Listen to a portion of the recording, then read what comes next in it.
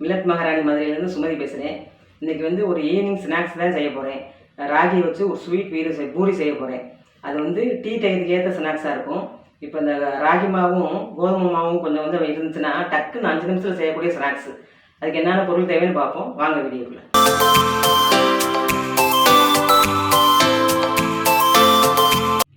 இப்போ ராகி பூரி செய்கிறது, ஸ்வீட் ராகி பூரி செய்ய போகிறோம். அதுக்கு வந்து இந்த கப்பில் 1 கப்பு ராகி மாவு எடுத்துருக்கிறேன். 1 கப்பு ராகி மாவு, 1 கப்பு கோதுமை மாவு, இது ரெண்டையும் சளிச்சு வச்சுக்கிட்டேன். அப்புறம் 1 கப்பு வெல்லம். அதுக்கு 3மே இந்த இதில் வந்து 1 கப்பு, நீங்கள் எதில் அளவு எடுக்கிறீங்களோ அதுலேயே 3ஐயும் மெஷர்மெண்ட் பண்ணிக்கோங்க. அப்புறம் ஒரு 1/4 கப்பு தேங்காய் துருவல் வந்து மிக்ஸி ஜாரில் போட்டு நல்லா பவுடர் மாதிரி நுணுக்கி வச்சுக்கணும். ஒருவேளை டெசிகேட்டட் கோகனட் கிடச்சிச்சின்னா நீங்கள் அதை போட்டுக்கலாம். இல்லைன்னா இந்த மிக்ஸி ஜாரில் ஜில்லாக போட்டு நுணுக்குனிங்கன்னா இந்த மாதிரி பவுடராக வந்துடும். இது மாதிரி வேணும். அப்புறம் 2 டேபிள் ஸ்பூனு வெள்ளை எள்ளு, அப்புறம் 1/2 ஸ்பூனு ஏலக்காய் தூள், அப்புறம் ஒரு 1/2 ஸ்பூனு பேக்கிங் சோடா. அவ்வளோதான், இவ்வளோ தேவையானதே இது. இப்போ ஒரு பவுல் எடுத்துக்கிறோம். பவுலில் இந்த ராகி மாவை போட்டுக்கிடுவோம். 2 ராகி மாவும் கோதுமை மாவும் ஒவ்வொரு கப்பு கோதுமை மாவையும் இதில் சேர்த்துக்குருவோம். இதை நல்லா கலந்துட்டு இதில் 1/2 ஸ்பூன் பேக்கிங் சோடா, இந்த எள்ளு, வெள்ளை எள்ளு அது ஒரு 2 டேபிள் ஸ்பூனு, ஏலக்காய் பொடி, இதையும் நல்லா கலந்துருவோம். இதில் இந்த தேங்காய் துருவலையும் சேர்த்துக்கிடுவோம். இதையும் சேர்த்து கலந்து வச்சுட்டு இந்த வெல்லத்தை கரைச்சிக்கிடுவோம். 1 கப்பு வெல்லம், அதுக்கு வந்து 1/4 கப்பு தண்ணி ஊற்றிருக்கேன். இதை கரைச்சிக்கிடுவோம். ஸ்டவ் ஆன் பண்ணிவிட்டு அடுப்பில் வச்சு இதை கரைச்சி எடுத்து அதில் வடிகட்டி அதில் ஊற்றிக்கிடுவோம் மாவில். இந்த வெல்லம் கரைஞ்சிருச்சு. அடுப்பு ஆஃப் பண்ணிவிட்டு அதை வடிகட்டி அந்த மாவில் சேர்த்துக்கிடுவோம். இந்த ஸ்வீட்டுக்கு தேவையான அளவு கொஞ்சம் ஒரு பிஞ்சு சால்ட் போடணும் முதல்ல.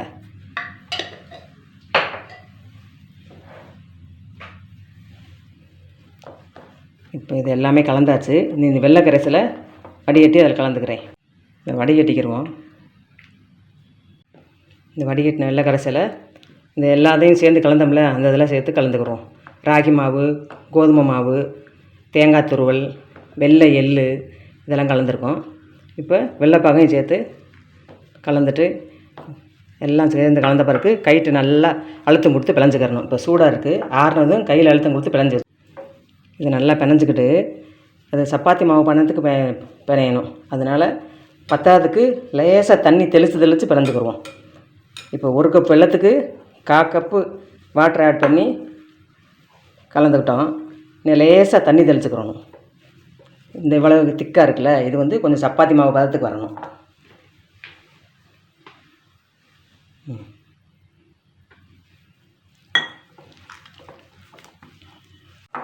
இந்த மாவு பதம் பார்த்துக்கோங்க. இந்த மாதிரி இருக்கணும். இப்படி அமுக்கி இப்படி கையில் எடுத்து தட்டும்போது அமுகணும். அந்த மாதிரி இருக்கணும். ரொம்ப விண்ணுண்டு இல்லாமல் கொஞ்சம் இப்படி சாஃப்டாக இருக்கணும். அது மேலே கொஞ்சம் ஒரு ஸ்பூன் அளவுக்கு நெய் ஊற்றி இப்படி தடவி வச்சுக்கிடுவோம். இருக்கட்டும். ஸ்டவ்வை ஆன் பண்ணிக்கிறேன். பூரி செய்கிறதுக்கு இந்த கடாய் காஞ்சதும் எண்ணெய் ஊற்றிக்கிடுவோம். காஞ்சிருச்சு கடாய். இதில் வந்து எண்ணெய் ஊற்றிக்கிடுவோம். பொரிக்கிறதுக்கு தேவையான அளவு எண்ணெய் ஊற்றிக்கிறேன். எண்ணெய் நல்லா காஞ்சிக்கிறட்டும். அதுக்குள்ளேயும் இந்த மாவை வந்து உருண்டை உருண்டையாக தட்டி இதில் வச்சுக்கிடுவோம். பட்டர் சீட்டில் லேசாக எண்ணெய் தடவிட்டு அதில் தட்டி எடுத்துக்கிறேன். இந்த அளவுக்கு உருண்டை எடுத்து இதில் தட்டிக்கிறேன். ரொம்ப தகடாக இல்லாமல் கொஞ்சம் கனமாக தான் தட்டணும். நல்லா இந்த மாதிரி வட்டமாக தட்டிட்டு எண்ணெயில் அப்படியே சைடாக வைப்போம்.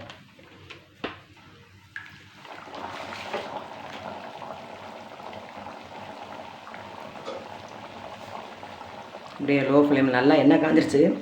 லோ ஃப்ளேம்லேயே வச்சுருக்கேன். அப்படியே அது மேலே எலும்பி வரவும் அப்படியே பரட்டிக்கிடுவோம்.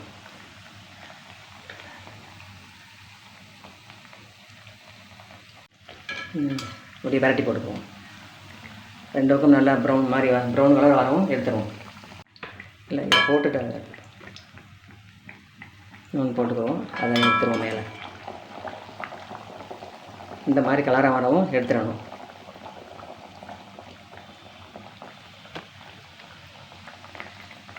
இப்போ எல்லாமே செஞ்சாச்சு. இப்போ லாஸ்ட் இதுவும் போட்டேன்.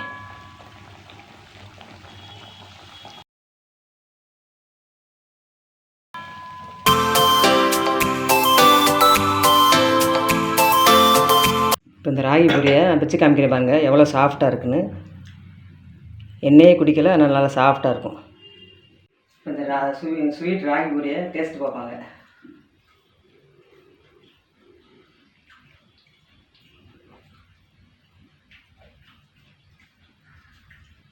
சூப்பராக இருக்குது, நல்லா பொறுன்னு இருக்குங்க, அருமையாக இருக்குது.